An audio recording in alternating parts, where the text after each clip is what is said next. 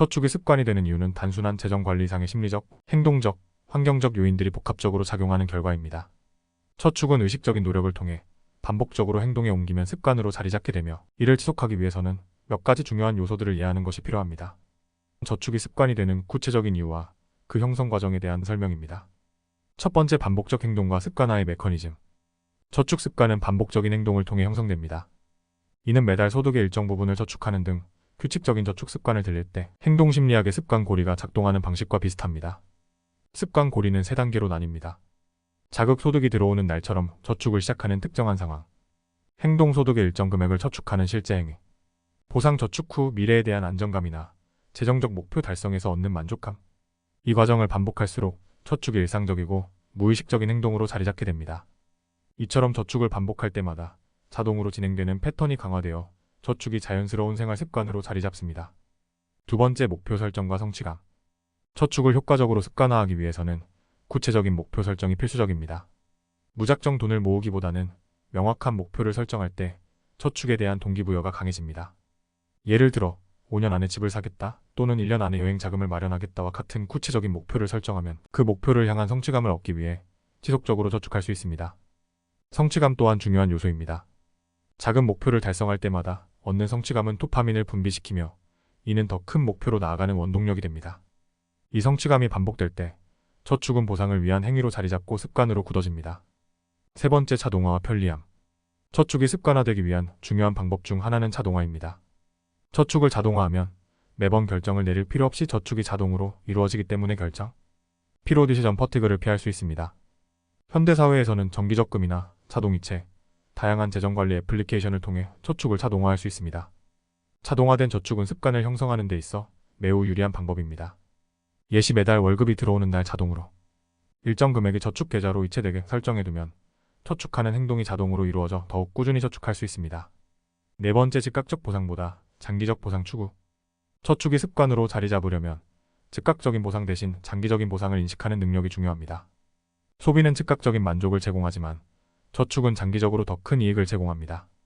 저축의 가치는 당장 느끼기 어렵지만 시간이 흐름에 따라 누적된 저축액이 보여주는 결과가 장기적인 만족감을 줍니다.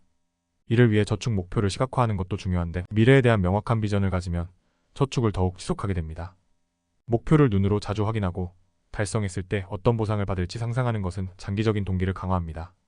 다섯 번째, 심리적 안정감과 재정적 안전망. 저축이 습관이 되면 그것이 주는 심리적 안정감이 매우 큽니다. 언제든지 사용할 수 있는 비상, 자금이 있다는 사실만으로도 불확실한 상황에 대한 불안을 줄이고 자신감과 안정감을 제공합니다. 이러한 심리적 안정감은 저축을 유지하는 동기부여가 되며 저축하는 과정 자체가 정신적 위안을 줄 수 있습니다.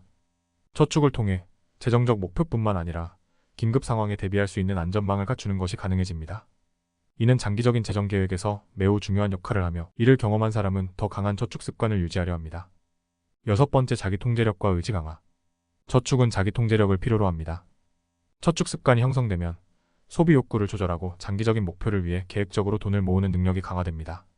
저축을 통해 자기 통제력을 반복적으로 발휘하게 되면 다른 분야에서도 자기 통제력이 강화되어 생활 전반에 긍정적인 영향을 미칠 수 있습니다. 일곱 번째, 사회적 영향. 저축 습관은 개인의 의지만큼 사회적 환경에 의해 크게 영향을 받습니다. 주변 사람들이 저축을 생활화하고 있을 때 자신도 자연스럽게 저축의 중요성을 인식하고 동기부여를 받을 수 있습니다.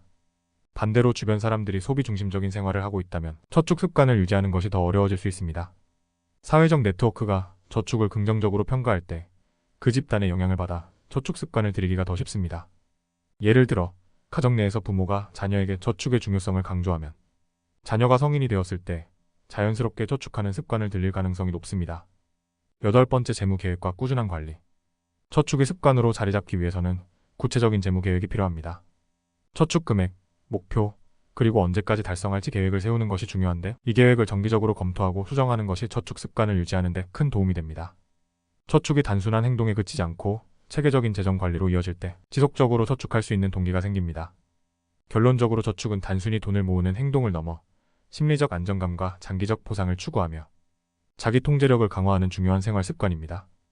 이를 꾸준히 유지하기 위해서는 반복적인 행동, 목표 설정, 자동화된 도구 활용, 그리고 자신을 동기부여할 수 있는 방법을 찾는 것이 필수적입니다.